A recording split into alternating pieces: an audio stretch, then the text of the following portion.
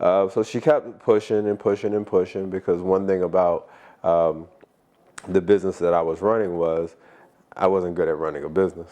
And so I wasn't necessarily making a lot of money. And on top of that, I was also very wasteful with it, because I was like in my 20s, and I did what you do with money in your 20s. You waste it. And so, those two things. And so, of course, I was, hey, Mom, get me out of this hole. And so every time she got me out of the hole, and I was fortunate enough to be able to have a parent that could, get me out of a hole. And so she was like, I really need you to look at and consider education. And so at that point, I went and looked on the website again, and I saw at Austin ISD, and I saw they had an in-school suspension teacher, paraprofessional position at a middle school that was right down the street from my apartment. So I'm thinking, like, this is perfect. I could walk to this job, and it just makes sense. And so I went, and I actually really took it serious and tried to get the job. And I met with the principal. It was a really good interview. I definitely think I sold him, but I think I sold him too much, because he was honest with me at the end, and he was like, I think you're great, but I can't hire you because I just think you're too qualified for this position. And that didn't make any sense to me at the time. And so, but he explained a little bit more. He was like, I would need somebody who's going to be here for the duration of the school year. I don't think you're going to be here for the duration of the school year. I think the moment that you find something better, you're going to go and take that opportunity, which he was right. Like, that's what I was going to do.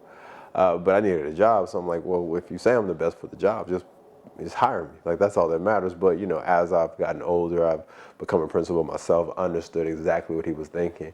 But that's definitely not something you want to hear when you're, struggling to find work just coming out of college. And so, so I was back on, the grind of trying to find something consistent, trying to find work. And I ended up going and getting a job as a teller at the bank, just doing that part-time that allowed me to still do my freelance work. And so obviously they're not paying you a lot to be a bank teller, especially part-time. But I was able to kind of supplement those two things, where I was a bank teller and I was doing my graphic design. I had a website that was capturing the college scene of of Austin, which is a pretty large college scene. And so, I was, doing those things that I enjoyed, but, I definitely was feeling the crunch of just not having stable income. And so my mom's still like just breathing down my back, like, you really, really, really got to get some stability. You're getting older. You got to get some stability. And so eventually I got a letter in the mail from an alternative certification program called Texas Teaching Fellows. And I believe they got my information from when I registered to be, or when I applied to be a substitute teacher with Austin ISD. They must have, I guess, got maybe their list of substitute teachers, that their database of substitute teachers that had a degree but weren't certified, and so they were probably reaching out to those people to try to get them to be a part of their program. And it worked for me. It worked on me, if that's what happened, because I went ahead and said this might be an opportunity to at least give it a shot for a year. And, if it works out, it works out. It doesn't, it doesn't. I'm just going to give it a shot. And so I went to their orientation, and I liked everything that they were saying. Then I went in for an interview with them, and I think it was a mutual agreement that I continued to like what they were saying, and I think they at least wanted to give me a shot.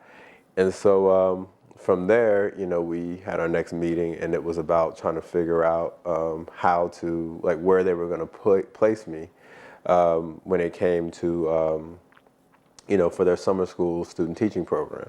The thing I liked about this alternative certification program that every alternative certification program doesn't do is they did a 6-week student teaching program. So during summer school, they paired us up with a certified teacher in a classroom with kids, and they gave us the opportunity to, you know, work with that person, actually work with kids, and just learn how to be, you know, effectively a teacher as much as you can in a matter of 6 weeks during summer school. And on top of that, what they also did was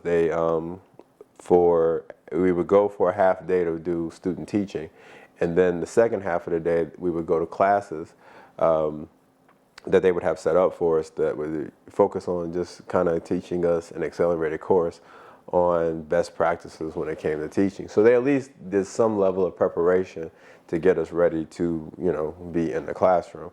Was it as much as probably you need? I mean, if you do just comparatively, people that actually go to college to be teachers, they go for 4 years. And so they're getting 4 years of preparation where we're cramming 4 years into 6 weeks. So if you really just do the math, it's probably not preparing you the same. But at least it's something. It's getting you prepared in some kind of way to be in the classroom. So I really appreciate that experience. I found it to be helpful.